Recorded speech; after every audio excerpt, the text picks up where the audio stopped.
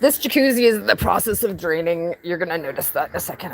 There's some processes going on around here. So look at this fancy but purple umbrella. So, all right. So hi live audience. Little dog in this little circus area over here. He's temporarily locked over in the side yard. Oh my, it's a side yard dog run. I know there's a little dog poop in there and a piece of trash. But that's because I just put him in here. You're gonna be like, what's going on over here? I know. I have to get the trash out of his little dog yard. He does have little things in here and stuff. But here's the deal. This little 10-pound chihuahua right now looks like he's like in the depths of poverty because a paper is blown into his yard.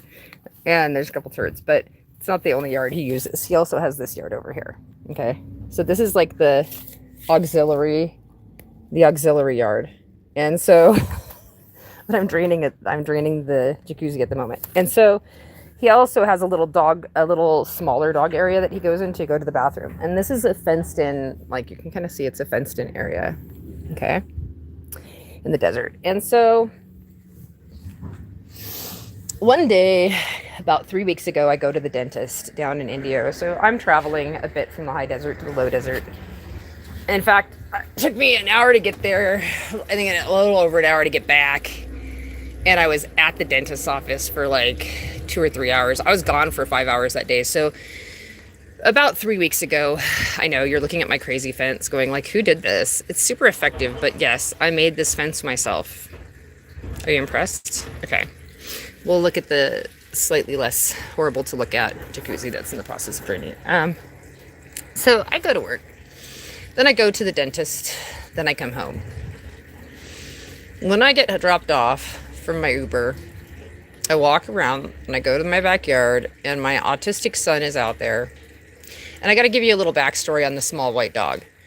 I had a son named Philip and he killed himself with a fentanyl overdose and a suicide note like 3 years ago on May 1st. It was his birthday.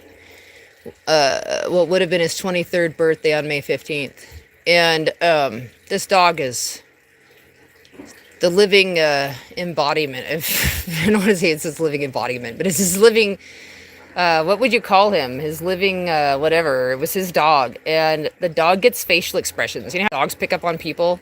This dog gets facial expressions that match the facial expressions of my son. So when I come home from work that day, and then I go to the dentist, I come home, and my other son, who's autistic, is in the backyard, and my chihuahua looks unnaturally white. I mean, he gets dirty. Like, this guy likes to roll in muck like it's nobody's fucking business. And every day. And so it's his favorite thing to do is to break out and run to trash or dumpster or to find another dog's poop as fast as he can. If he even gets 1 second and he rolls in it and you have to give him a bath. And so I was like, he's so sparkling white. I noticed it like pretty much almost immediately.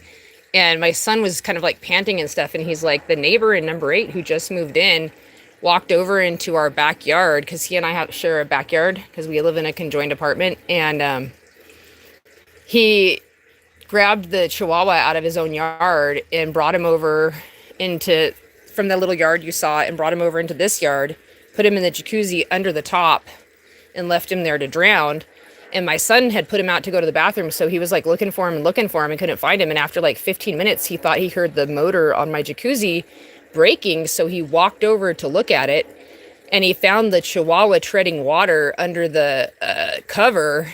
And the neighbor straight up, like the other day, he was talking to one of my other neighbors and straight up told her like, at least the dog lived. So he straight up is admitting to the neighbors that he tried to kill a 10-pound chihuahua, that he, for no reason, just like you walked into someone else's yard, took the 10-pound dog and threw it in their jacuzzi and left it there to drown under the fucking cover.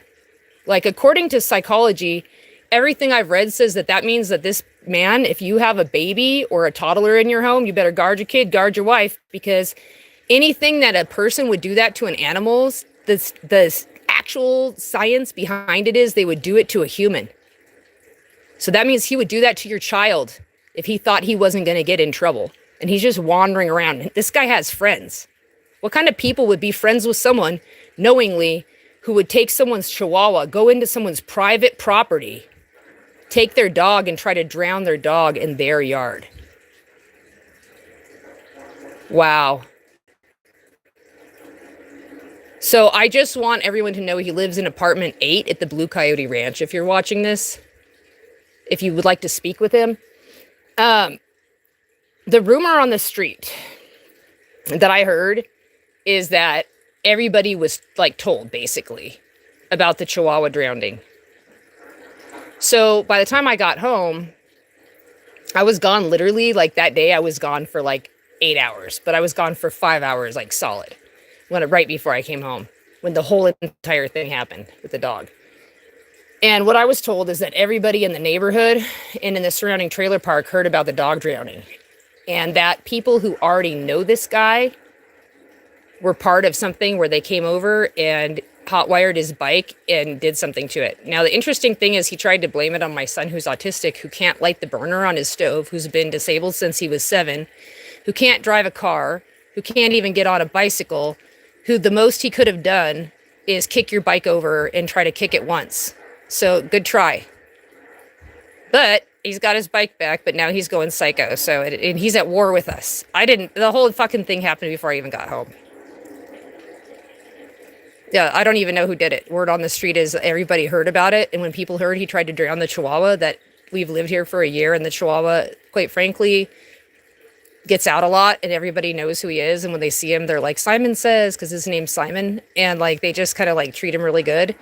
And so he's a well-loved dog in the neighborhood. So somebody just hearing about someone just randomly moving into the neighborhood and trying to kill a chihuahua didn't go over well. I had nothing to fucking do with it. But when I came home and I heard about the whole thing, I was like, you know what? Like, I'm just going to call the police until they try to drown my dog. And I don't know what happened. And if you want to make a complaint, make it then. Because I'm going to call him and send him over to your house. And I did. And he didn't make any complaints. He didn't say nothing about nothing.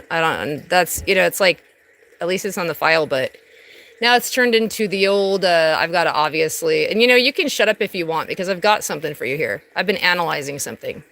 Meat roosters. So I used to have chickens for years, and there's a real phenomena where if a rooster or a chicken breed has been used, rather than like, so a good rooster will put himself in the line of fire for a chicken, will even give up his life for the chickens of the flock, face a coyote.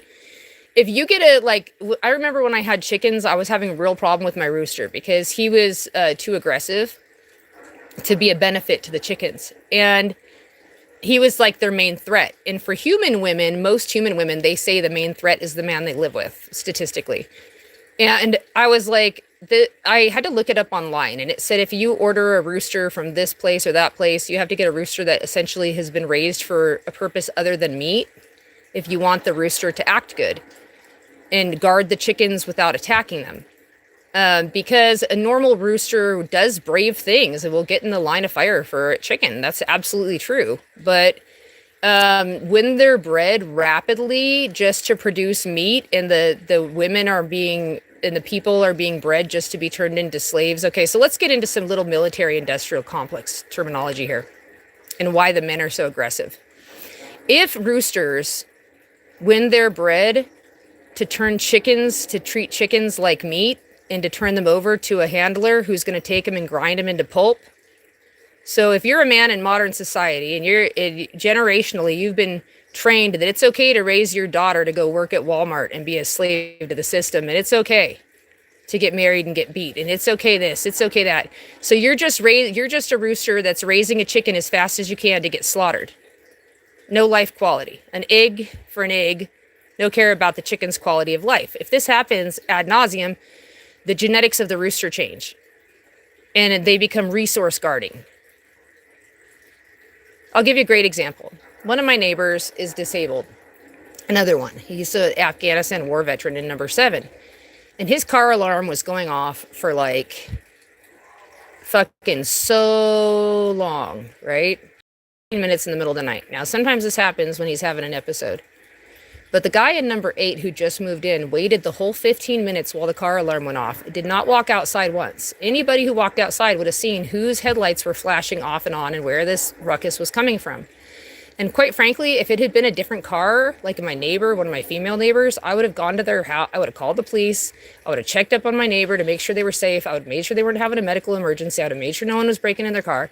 But this guy waited until 5 minutes after the car alarm stopped going off. Then he went to a different house that wasn't the house of the guy whose car alarm was going off. He went to my house and started pounding on my door to like get in a fight. And I was like, that wasn't even my car alarm. Like, why are you even talking to me? Like, why are you coming over to my house? Why are you into my yard? What's wrong with you? You should stay away from me. And what I realized is that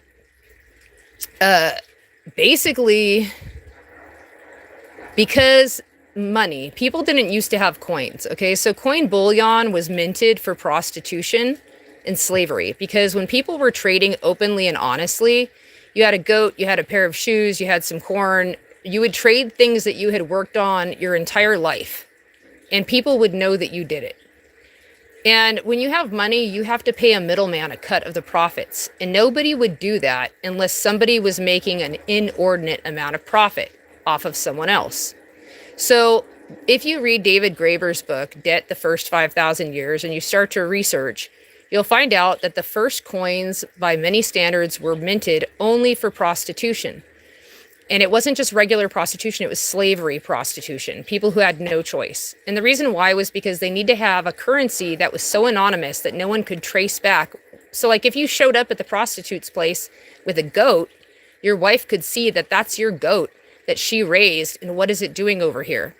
And so they had to mint coins so that no one could tell who had been at the fucking whorehouse. So they made money in order to cover up slavery prostitution.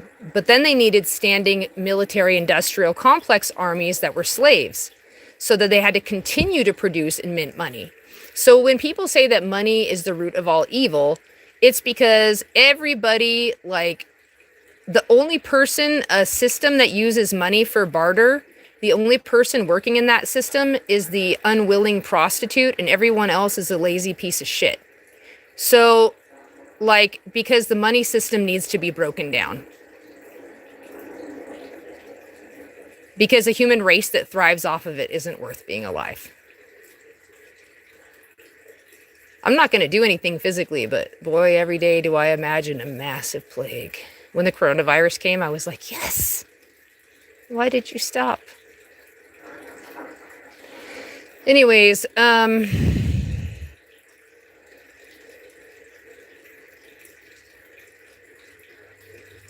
yep. So you're going to have people, there's a difference between a male and a man. A male is a being with a penis. You take them on an individual basis, just like children, dogs, cats, women, anyone else. You decide whether you want to continue being around someone on an individual basis. A man is someone who comes to you and says, because I have a penis, I can act like a piece of shit. So those are meat roosters. They've been genetically, there is no lesson that you can teach a meat rooster that will reform it either, by the way. And trying to act like you can teach a meat rooster and it will change its behavior is abusive to everyone. It took thousands of years of genetic breeding to get you that way. And it takes thousands of years of genetics and breeding to unget you that way. And anyone who tries to tell anyone else is a liar and a charlatan and a reprobate.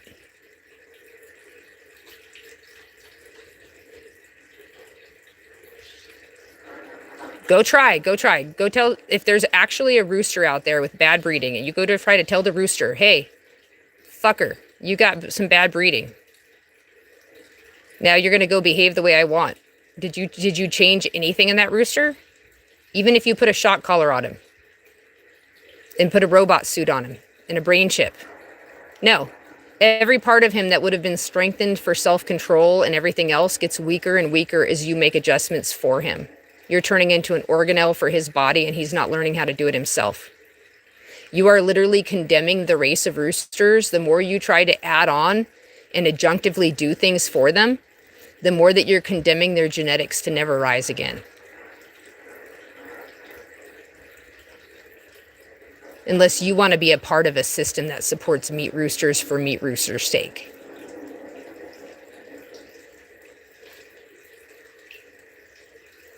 I'm sure I got my own issues. I was just sitting here thinking about it. I was like, my mom, when I was a kid, we had plenty of money.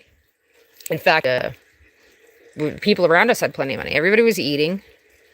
And I remember I had a blood sugar disorder that was diagnosed. I had to have my finger pricked every day and 7-hour glucose tolerance tests in the hospital. And she thought that I had too much sympathy for other people, and that's why I was getting blood sugar issues. So she starved me and locked me in an apartment till I went into a diabetic coma and had a vision. I'm not lying. This is the world we live in.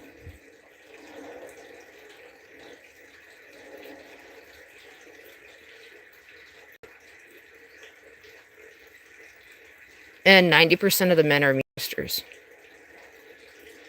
How do I know that? Because of the Stanley Milgram experiment. Fault that there's no teaching you a lesson or robot suit or auxiliary or codependency or anything else that's going to do anything more but entrench you in your meat rooster status.